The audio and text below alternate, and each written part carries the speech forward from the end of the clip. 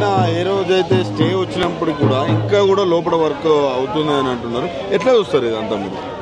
ఇది యాక్చువల్గా మాకు అర్థం కాని విషయం అండి. మేము ఇంకా కోర్టు స్టేతో ఇది కొంచెం ఆగుతుంది అని చాలా హోప్ఫుల్గా ఉన్నాం. నిన్న వచ్చిన వెంటనే చాలా ఆనందపడి మా వీసీ దగ్గరికి వెళ్ళి మనకి వచ్చింది, మనకి తరపునే వచ్చిందని చాలా ఆనందంగా సంబరాలు చేసుకుంటూ వెళ్ళి ఆయనకి చెప్పి పదండి వెళ్ళి పోలీసులకి చెప్దాము, మేము వెళ్తే డీటైన్ చేస్తున్నారు, మీరు వచ్చి చెప్పండి ఇట్లా వచ్చింది, మీకు ఎంతైనా బాధ్యత ఉంటుంది కదా అని బయటకు వచ్చి పిలిస్తే వాళ్ళు బయటకు రాని పరిస్థితి.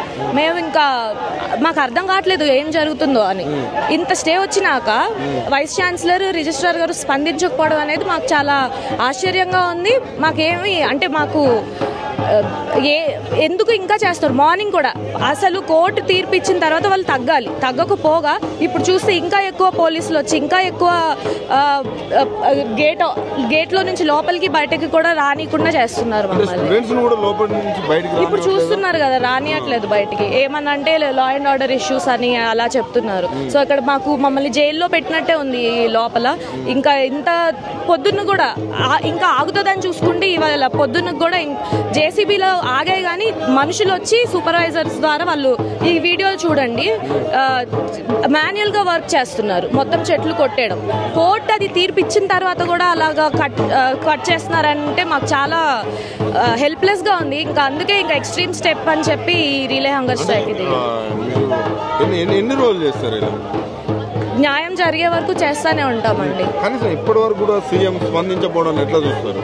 అంటే కనీసము ఆ 400 ఎకరాల గురించి ఏదైతే అసెంబ్లీలో మాట్లాడింది తప్ప అసెంబ్లీలో కూడా అక్కడ మూగజీవులు ఏం లేవు, గుంటనక్కలు ఉన్నాయి, ఏదో రాజకీయ వ్యక్తులు ఆడ వాళ్ళ లాభం కోసం ఇదంతా చేస్తున్నారు తప్ప ఏం లేదంటున్నారు. ఆ తర్వాత ఎక్కడ కూడా మాట్లాడలేదు. ఎట్లా చూస్తారు ఇదంతా మీరు? దీన్ని అది అందరికి అర్థమవుతుందండి.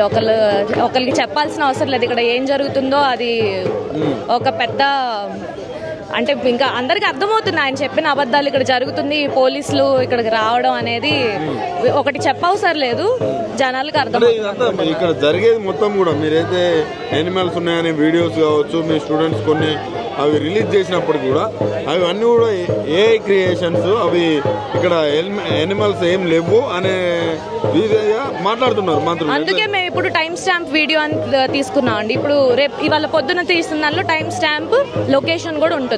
సో మేము దీన్ని అయితే ఎలా కంటెస్ట్ చేస్తారో చూస్తాము. ఈ రోజు మంచి విషయం ఏంటంటే సుప్రీంకోర్టు కూడా ఆర్డర్ చేసింది సోమోటో కాగ్నిజెన్స్ తీసుకుని ఈ విషయం మీద. హైకోర్టుకి చెప్పారు ఇది 3:15 వరకు మీరు అక్కడికి వెళ్ళి ఏం జరుగుతుందో చూసి మాకు చెప్పినంత వరకు ఇక్కడ ఏం చేయకూడదని చెప్పారు. స్టెప్ తీసుకుని అసలు అది అడవే కాదు, ఒక 20 సంవత్సరాలు ఖాళీగా ఉంది కాబట్టి అది అలా అయింది తప్ప అది అడవే కాదంటున్నారు. దానిపైన అది ముందు కంచె భూములేనండి, గ్రేజింగ్ ల్యాండ్స్.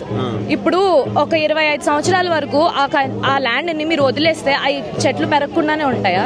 ఫారెస్ట్ ఎట్లా అంటున్నారు? ఇప్పుడు అక్కడ ఒక యానిమల్స్, జింకలు ఇవన్నీ ఉండి 2 లేక్స్ ఉంటే దాన్ని సరే అడవి కాకపోయినా బయోడైవర్సిటీ మీకు కూడా తెలుసు కదా. ఇక్కడ మీరు శాటిలైట్ ఇమేజెస్ చూసుకుంటే అక్కడ అంతా గ్రీన్ కవర్ ఉంది. ఆ గ్రీన్ కవర్ ని సరే మీరు ఫారెస్ట్ అని పేరు పిలవద్దు, బట్ గ్రీన్ కవర్ అనొచ్చు కదా. సరే గ్రీన్ కవర్ ఉంది, దాన్ని అయితే చెట్లే కదా అవైనా. చెట్లని అక్కడ ఉన్న యానిమల్స్ ని అక్కడ అవి న్యాచురల్ హ్యాబిటాట్ లో ఉన్నాయి. అక్కడ ఎవరు తీసుకొచ్చి అక్కడ పెట్టినవి కాదు, అది ఆర్టిఫిషియల్ పార్క్, జూ కాదు అది. అవి అక్కడే పుట్టాయి, అక్కడే పెరుగుతున్నాయి. ఏం చెప్తారు సీఎం రేవంత్ రెడ్డికి? ఏం చెప్తారు ఫైనల్ గా? అర్జెంట్ గా పోలీసులందరినీ వెనక్కి తీసుకెళ్లాలి. జేసీబీ పనులు గానీ మాన్యువల్ వర్క్ గానీ అది తొందరగా ఆపిచ్చేసేయాలి. తొందరగా కాదు, ఇమీడియట్ ఎఫెక్ట్ తో ఆపించాలి. ముందైతే జేసీబీలు మొత్తం వెనక్కి తీసుకోవాలి. మా వాళ్ళ మీద పెట్టిన కేసులు, మేము అక్కడ వీడియోలు తీయడానికి వెళ్ళిన బయట వాళ్ళని, లేకపోతే ఈ ఫోటోలు ఏమైనా స్ప్రెడ్ చేసిన వాళ్ళందరి పైన అనవసరంగా కేసులు పెట్టి వాళ్ళని భయపెట్టి వేరే వాళ్ళు కేసులు పెట్టి ఇంకా ఇప్పటికీ ఒకళ్ళిద్దరు అని తెలుస్తుందండి. ఆ రోజు